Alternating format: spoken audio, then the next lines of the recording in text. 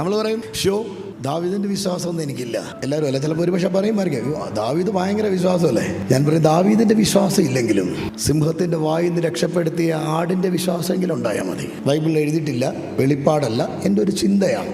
സിംഹത്തിന്റെ വായിൽ നിന്ന് വലിച്ചു ഊരിയെടുത്ത ആടിനെ തൻ്റെ തോളിലിട്ട് ഒന്ന് പാറ്റ് ചെയ്ത് കൊണ്ട് നടക്കുക ആര്? ദാവീദ്.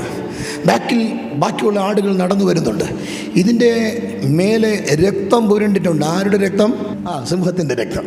ആടിൻ്റെ രക്തമല്ല, പിന്നെ കടിച്ചു കീറുമെന്ന് പറഞ്ഞ സിംഹത്തിൻ്റെ രക്തമാണ് പുരണ്ടിരിക്കുന്നത്. ഇത് കണ്ടുകൊണ്ട് റോഡിൽ കൂടെ ഒരു ചൊറി പിടിച്ച നായി കുരച്ചോണ്ട് വന്നാൽ ഈ ആട് എന്ത് പറയും?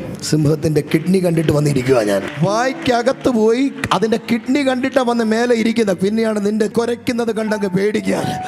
ഇന്നലകളിൽ നിന്നെ വിടുവിച്ച ദൈവം ഇന്നും നടത്താൻ വിശ്വസനാണ്. പിശാചിന്റെ കരാളഹസ്തത്തിൽ നിന്ന് രക്തം നൽകി വീണ്ടെടുത്ത ദൈവം, കരം പിടിച്ച് ക്രിസ്തു എന്ന പാറമേൽ നിന്നെ ഉറപ്പിച്ചു നിർത്തിയ ദൈവം ഇന്നയോളം നടത്തിയെങ്കിൽ ഈ വിഷയത്തിനകത്ത് നീ പുറത്തു വരും.